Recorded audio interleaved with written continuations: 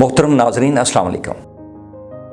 Olympic international games में 10,000 metres की दौड़ जारी थी और फिनिश पॉइंट के नज़दीक सबसे आगे कीनियन प्लेयर था। कीनियन प्लेयर के पीछे स्पेनिश प्लेयर था और फासला कोई इतना ज़्यादा नहीं था, कोई 10 मीटर का था तकरीबन।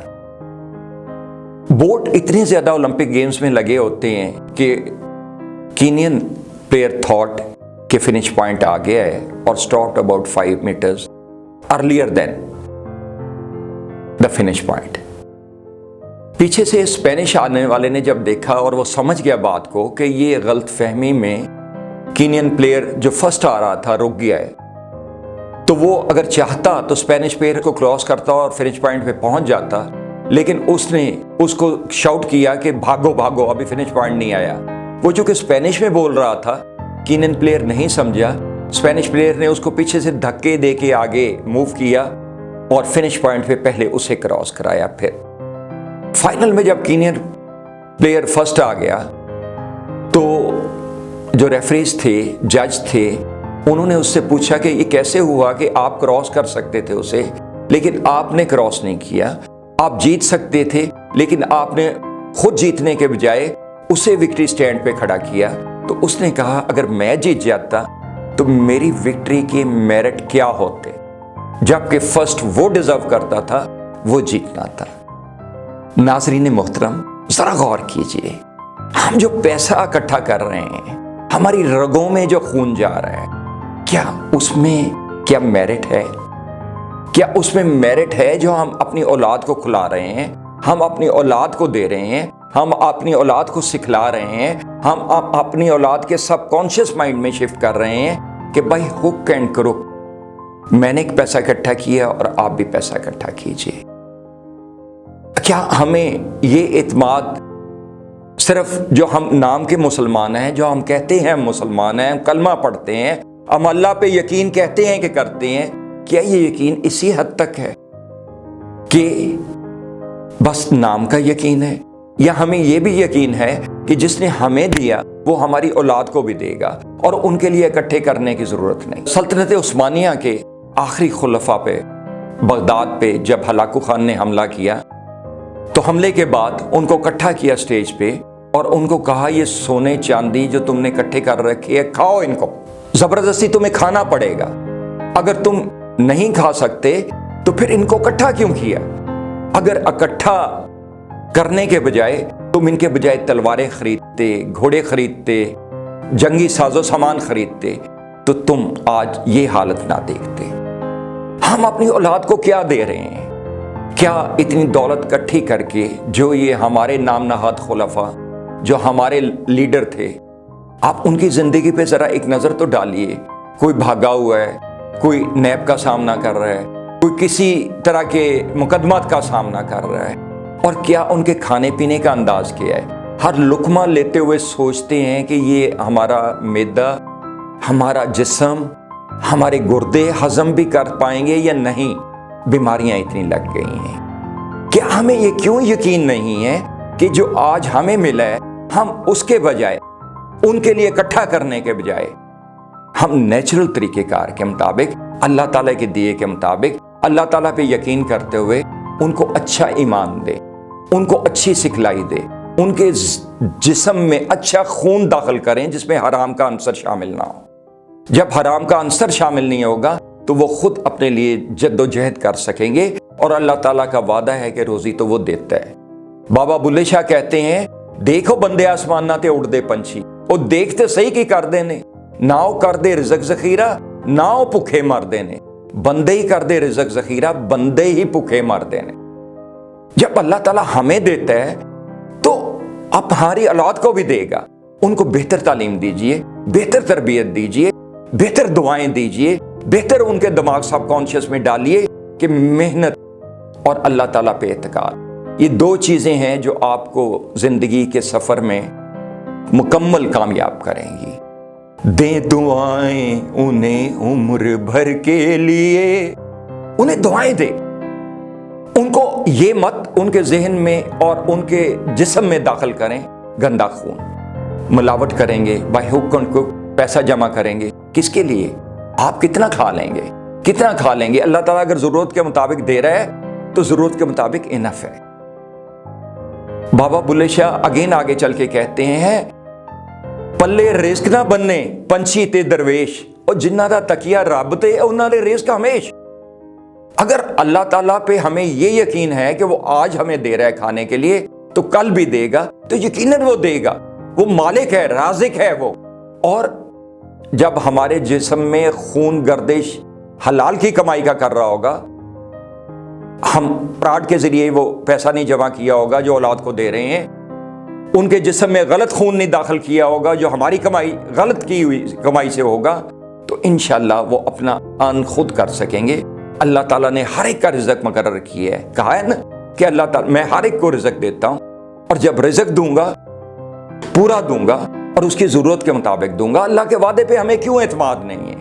اور جب اللہ تعالیٰ کے وعدے پہ ہم اعتماد کریں گے تو انشاءاللہ نہ صرف ہمیں ملے گا، ہماری اولاد کو بھی ملے گا، ان کے جو نصیب میں ہے وہ ان کو مل کے رہے گا۔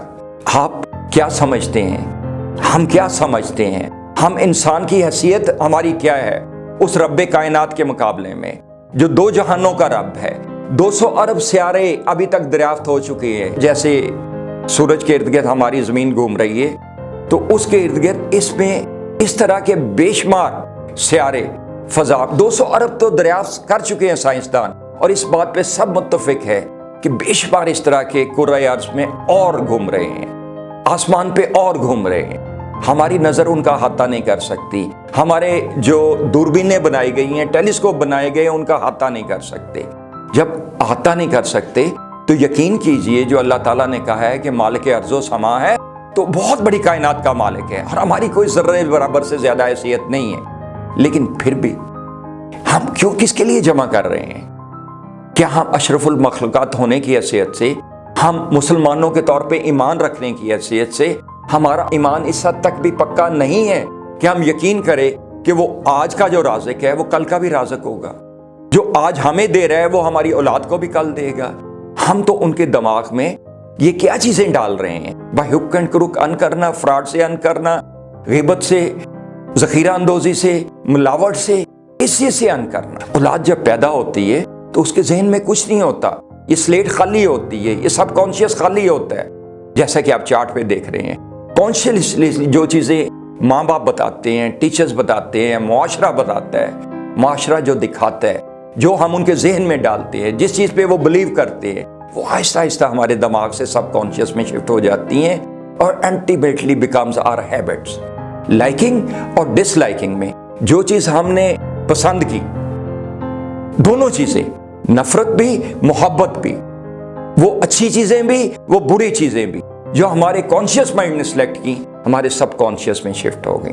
بالکل اسی طرح ازبر کرنے والا جو ایک نظر میں بچہ ازبر کر لیتا ہے، اس بچے کی طرح نہیں جو بار بار پڑھتا رہتا ہے، دونوں چیزیں دماغ میں شفٹ ہو جاتی ہیں۔ وہ بچہ جو بار بار پڑھتا رہتا ہے اور اس کو ازبر نہیں ہوتا، وہ صرف اس لیے کہ کنسنٹریشن نہیں کر سکتا۔ کنسنٹریشن کے ساتھ سوچیں، ذرا سوچیں کہ وہ مالک کل ہے، مالک دو جہاں ہے، رازق ہے، وہ کامل ہے، وہ قادر ہے، وہ قادر مطلق ہے، وہ ہر چیز دے گا، اور ہمیں دیا ہے تو ہماری اولاد کو بھی دے گا۔ ہم انہیں اگر دے سکتے ہیں تو نیک اعمال دیں، نیک اعمال دیں اس صورت میں کہ ان کی رگوں میں بھی خون اچھا دوڑ رہا ہو اور عادات بھی اچھی رکھتے ہوں، ان کے سب کانشیس میں وہ ڈیولپ کیجئے۔ ان کے میری ناظرین محترم، آپ سے التماس ہے کہ ہم وہ چیز اپنے معاشرے کو بدلنے کے لیے ایک نسل کو قربانی دینی پڑے گی، ایک نسل کو یہ سیکھنا پڑے گا، ایک نسل کو یہ سمجھنا پڑے گا کہ ہم جو دماغ بچوں کے ان میں چیزیں ڈال رہے ہیں وہی چیزیں آگے چلنی ہیں، وہی ان کی ہیبٹ بننی ہے، وہی ان کی فطرت بننی ہے، because habits become second nature, اور وہی چیزیں ان کی سوچوں میں آنی ہیں۔